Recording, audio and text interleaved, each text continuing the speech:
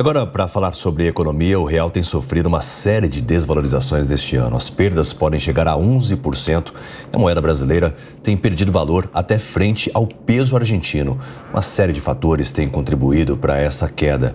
Para entender melhor sobre esse contexto, nós conversamos agora ao vivo com o Gustavo Viana. Ele que é economista e especialista em estratégia tributária, para fazer um detalhamento sobre quais dos principais pontos que ele pode destacar quanto a essa desvalorização da nossa moeda. Muito bom dia, Gustavo. Bom dia, David. É um prazer estar falando aqui com vocês mais uma vez. E quais os principais pontos, então, que você destaca em relação a essa desvalorização toda do real? Bom, David, o que a gente olha de fato, né, é que o real ele vem sofrendo, né, em função aí de diversas frentes, né? A gente tem um cenário global de fato complexo, né? Então isso aí já traz uma certa incerteza, né, para a nossa economia. E de fato, quando a gente olha para algumas ocorrências, né, nas últimas semanas, né, a gente consegue entender um pouquinho aí também dos porquês, né, dessa desvalorização.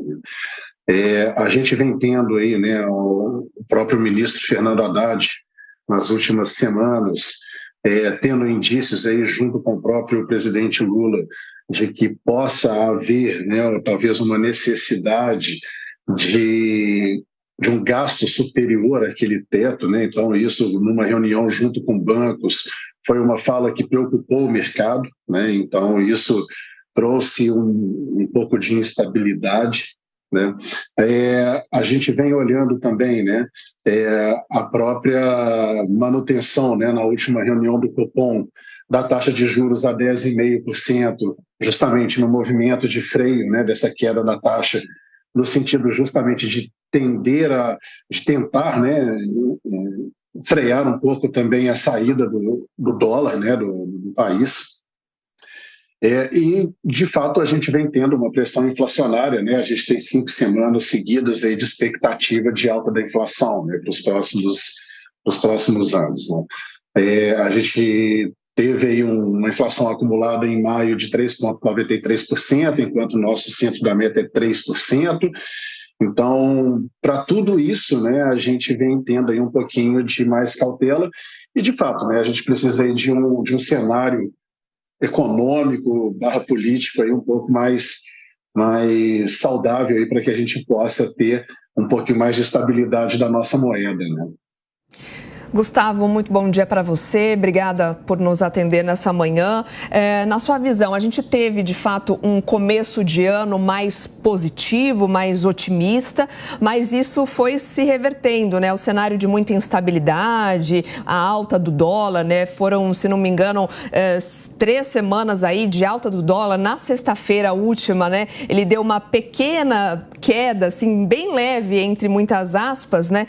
Agora, comparando com 2023, para investimentos também, a situação já é diferente. É possível que haja daqui para frente, né, um resultado melhor neste ano? Há essa expectativa, mas nada muito significativo? Qual que é a sua visão daqui para frente a longo prazo, né? O que precisa ser melhorado?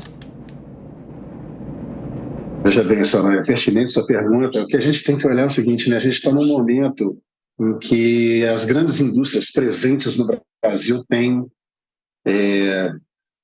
trazido cenários de grandes investimentos, né? A indústria automotiva vem trazendo cenários de investimentos na casa e acima de 100 bilhões de reais, né? A indústria siderúrgica também anunciando vários investimentos.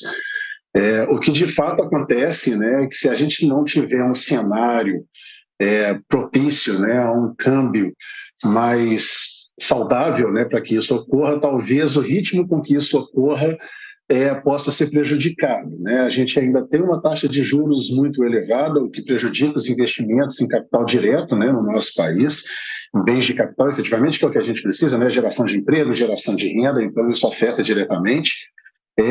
O que traz, né, um pouco de preocupação para que a gente possa ter realmente aí as premissas, né, os próprios governos, as próprias políticas, né, anunciadas pelo governo, né, da nova indústria, né, todo esse processo de investimento na infraestrutura brasileira, ela começa a ficar um pouco mais comprometida, né? Até por causa das taxas de juros, as pressões inflacionárias, e assim também, né, a própria moeda perdendo aí um pouco, né, do seu valor perante as moedas globais.